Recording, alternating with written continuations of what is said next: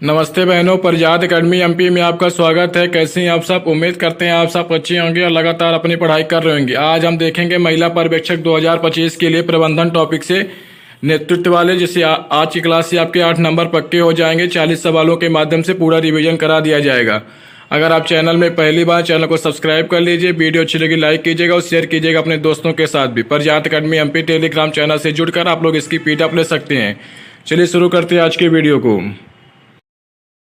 Question number 1, नेतृत्व का सबसे उपयुक्त परिभाषा क्या है?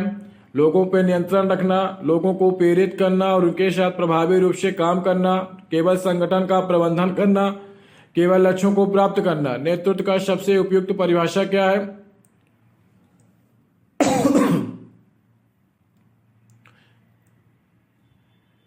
क्वेश्चन नंबर 1, नेतृत्व का सबसे उपयुक्त परिभाषा क्या है? लोगों पे नियंत्रण रखना, लोगों को प्रेरित करना और उनके साथ प्रभावी रूप से काम करना, केवल संगठन का प्रबंधन करना, केवल लक्ष्यों को प्राप्त करना। नेतृत्व का सबसे उपयुक्त परिभाषा क्या है? इसका आंसर होगा ऑप्शन बी, लोगों को प्रेरित करना और उनके साथ प्रभावी रूप से काम करना, ऑप्शन बी। क्वेश्चन नंबर 2, कौन सा नेतृत्व सिद्धांत मानता है कि नेता पैदा होते हैं, बनाए नहीं जाते? व्यवहारिक सिद्धांत, लक्षण सिद्धांत, स्थिति जन सिद्धांत या परिवर्तनात्मक नेतृत्व? कौन सा नेतृत्व सिद्धांत मानता है कि नेता पैदा होते हैं, बनाए नहीं जाते? इसका आंसर होगा ऑप्शन बी, लक्षण सिद्धांत। क्वेश्चन नंबर 3, नेतृत्व के लिए कौन से तत्व प्रभावी नेतृत्व के लिए आवश्यक है? कठोर अनुशासन और आदेश, करिश्मा, संचार कौशल और समस्या समाधान, केवल वित्तीय संसाधनों का प्रबंधन, केवल उच्च पद पर आसीन होना। नेतृत्व के लिए कौन सा तत्व प्रभावी नेतृत्व के आवश्यक है? इसका आंसर होगा ऑप्शन बी, करिश्मा, संचार कौशल और समस्या समाधान। Question number 4, leader member exchange यानी एलएमएस थ्योरी किस पर ध्यान केंद्रित करती है? नेता और अनुयायियों के संबंध की गुणवत्ता पर, नेता की व्यक्तिगत विशेषताओं पर, संगठनात्मक संरचना पर, केवल कार्य के निष्पादन पर। लीडर मेंबर एक्सचेंज थ्योरी किस पर ध्यान केंद्रित करती है? इसका आंसर होगा ऑप्शन ए, नेता और अनुयायियों के संबंध की गुणवत्ता पर, option 1। Question number 5, autocratic leadership का सबसे बड़ा नुकसान क्या है? त्वरित निर्णय लेने की क्षमता, कर्मचारियों की रचनात्मक में कमी, संगठन में अनुशासन की वृद्धि, स्पष्ट आदेश और नियंत्रण। ऑटोक्रेटिक लीडरशिप का सबसे बड़ा नुकसान क्या है? इसका आंसर होगा ऑप्शन बी, कर्मचारियों की रचनात्मकता में कमी।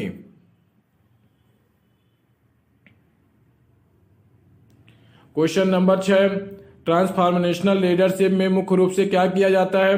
कर्मचारियों को केवल आदेश देना, संगठन में बड़े बदलाव को प्रेरणा देना, कठोर अनुशासन लागू करना, केवल लक्ष्यों को प्राप्त करना। ट्रांसफॉर्मेशनल लीडरशिप में मुख्य रूप से क्या किया जाता है? इसका आंसर होगा संगठन में बड़े बदलाव और प्रेरणा देना, option B.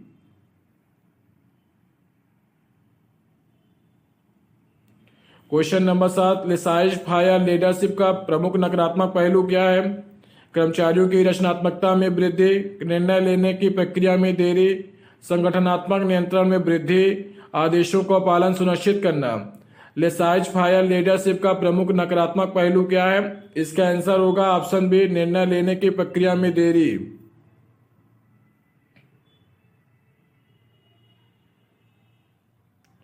Question number 8, इंटरेस्टिस motivation का उदाहरण क्या है? वेतन वृद्धि प्राप्त करना, व्यक्तिगत संतोष के लिए कार्य करना, पदोन्नति प्राप्त करना, बोनस प्राप्त करना। इंट्रिंसिक मोटिवेशन का उदाहरण क्या है? इसका आंसर होगा ऑप्शन बी, व्यक्तिगत संतोष के लिए कार्य करना।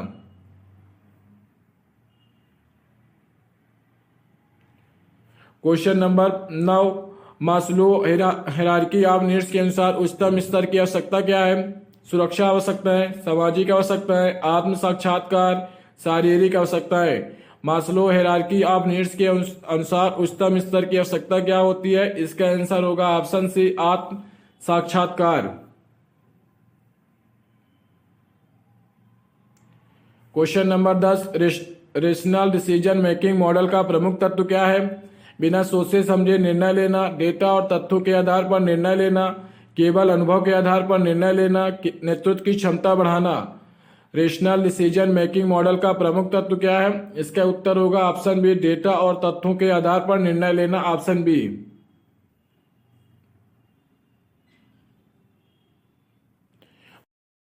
क्वेश्चन नंबर 11, कौन सी रणनीति जटिल निर्णय लेने में सहायक होती है?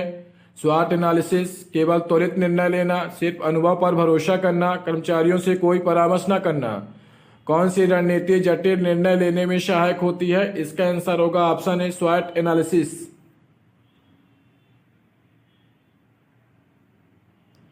क्वेश्चन नंबर 12, ग्रुप थिंक का नकारात्मक प्रभाव क्या है?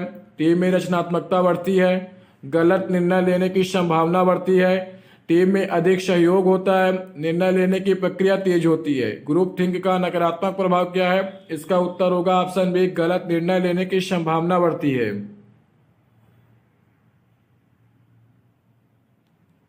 क्वेश्चन नंबर 13, परिवर्तन प्रबंधन में एक नेता का सबसे महत्वपूर्ण कार्य क्या होता है? परिवर्तन का विरोध करना, संगठन में बदलाव को सुगम बनाना, कर्मचारियों को भ्रमित करना, केवल शीर्ष प्रबंधन के निर्णयों को लागू करना। परिवर्तन प्रबंधन में एक नेता का सबसे महत्वपूर्ण कार्य क्या होता है? इसका आंसर होगा ऑप्शन बी, संगठन में बदलाव को सुगम बनाना, option B.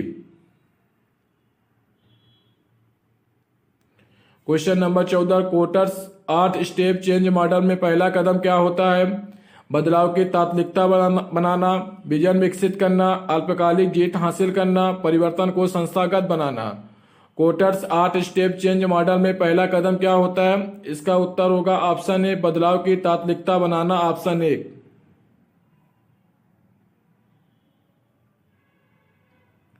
Question number 15, active listening का नेतृत्व में क्या महत्व है?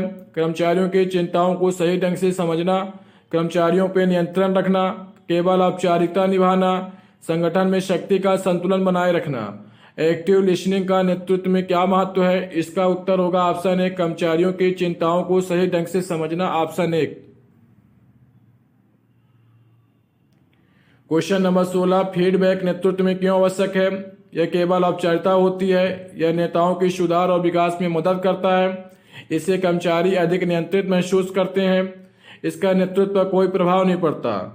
फीडबैक नेतृत्व में क्यों आवश्यक है? इसका उत्तर होगा ऑप्शन बी, यह नेताओं को सुधार और विकास में मदद करता है, ऑप्शन बी।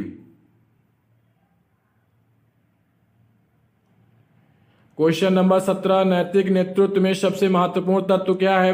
केवल वित्तीय सफलता पर ध्यान देना, नैतिकता और पारदर्शिता बनाए रखना, कर्मचारियों को आदेश देना, केवल कानूनी आवश्यकताओं को पूरा करना। नैतिक नेतृत्व में सबसे महत्वपूर्ण तत्व क्या है? इसका उत्तर होगा ऑप्शन बी, नैतिकता और पारदर्शिता बनाए रखना, ऑप्शन बी।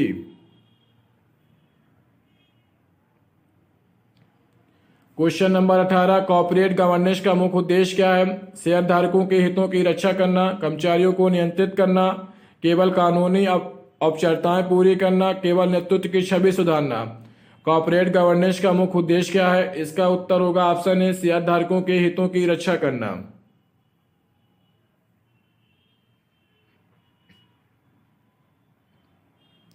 क्वेश्चन नंबर 19, कौन सा नेतृत्व सिद्धांत कहता है कि नेतृत्व की प्रभावशीलता परिस्थिति पर निर्भर करती है? व्यवहारिक सिद्धांत, स्थितिजन्य सिद्धांत, लक्षण सिद्धांत, नैतिक नेतृत्व सिद्धांत। कौन सा नेतृत्व सिद्धांत कहता है कि नेतृत्व की प्रभावशीलता परिस्थिति पर निर्भर करती है? इसका उत्तर होगा ऑप्शन बी, स्थितिजन्य सिद्धांत, option B. Question number 20, transnational leadership की प्रमुख विशेषता क्या है? ऑप्शन देखिए, दीर्घकालिक दृष्टिकोण और प्रेरणा, नियमों और पुरस्कार प्रणाली पर ध्यान केंद्रित करना, कर्मचारियों को पूरी स्वतंत्रता देना, संगठनात्मक संस्कृति में बदलाव करना। ट्रांसनेशनल लीडरशिप की प्रमुख विशेषता क्या है? इसका उत्तर होगा ऑप्शन बी, नियमों और पुरस्कार प्रणाली पर ध्यान केंद्रित करना, ऑप्शन बी। क्वेश्चन नंबर 21, संगठन में साइकोलॉजिकल सेफ्टी का क्या महत्व है? कर्मचारी अपनी राय खुलकर व्यक्त कर सकते हैं, कर्मचारियों को अधिक अनुशासन में रखा जाता है, इससे संगठन में सत्ता संतुलन बढ़ता है, इससे टीम में प्रतिस्पर्धा बढ़ती है। संगठन में साइकोलॉजिकल सेफ्टी का क्या महत्व है? इसका उत्तर होगा ऑप्शन ए, कर्मचारी अपनी राय खुलकर व्यक्त कर सकते हैं, option A. Question number 22, servant leadership में सबसे महत्वपूर्ण विशेषता क्या होती है? कर्मचारियों की सेवा करना और उनके विकास पर ध्यान देना, केवल संगठन के लक्ष्यों पर ध्यान देना, कर्मचारियों को पूरी तरह नियंत्रित करना, केवल करिश्माई नेतृत्व पर निर्भर रहना। सर्वेंट लीडरशिप में सबसे महत्वपूर्ण विशेषता क्या होती है? इसका उत्तर होगा ऑप्शन ए, कर्मचारियों की सेवा करना और उनके विकास पर ध्यान देना, ऑप्शन ए।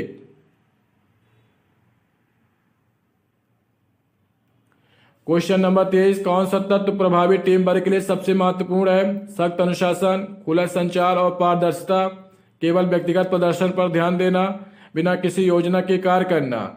कौन सा तत्व प्रभावी टीम वर्क के लिए सबसे महत्वपूर्ण है? इसका उत्तर होगा ऑप्शन बी, खुला संचार और पारदर्शिता, ऑप्शन बी।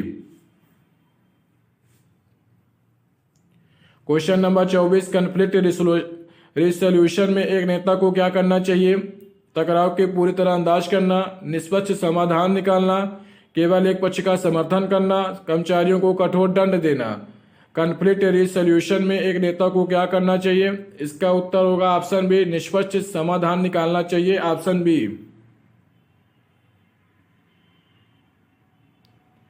क्वेश्चन नंबर 25, कौन सा नेतृत्व शैली टीम वर्क को सबसे अधिक प्रोत्साहित करती है? अधिनायकवादी नेतृत्व, लोकतांत्रिक नेतृत्व, नौकरशाही नेतृत्व या करिश्माई नेतृत्व। कौन सा नेतृत्व शैली टीम वर्क को सबसे अधिक प्रोत्साहित करती है? इसका उत्तर होगा ऑप्शन बी, लोकतांत्रिक नेतृत्व। क्वेश्चन नंबर 26, डेलीगेशन का प्रमुख लाभ क्या है? नेता को अधिक शक्ति मिलती है, कर्मचारियों की जिम्मेदारी और दक्षता बढ़ती है, संगठन में अराजकता बढ़ती है, निर्णय लेने की प्रक्रिया धीमी हो जाती है। डेलीगेशन का प्रमुख लाभ क्या है? इसका उत्तर है ऑप्शन बी, कर्मचारियों की जिम्मेदारी और दक्षता बढ़ती है, option B. Question number 27, team में उच्च प्रदर्शन सुनिश्चित करने के लिए एक नेता को क्या करना चाहिए? कर्मचारियों को अधिक कार्यभार देना चाहिए, स्पष्ट लक्ष्य और अपेक्षाएं निर्धारित करना, केवल सख्त नियम लागू करना, केवल व्यक्तिगत सफलता पर ध्यान देना।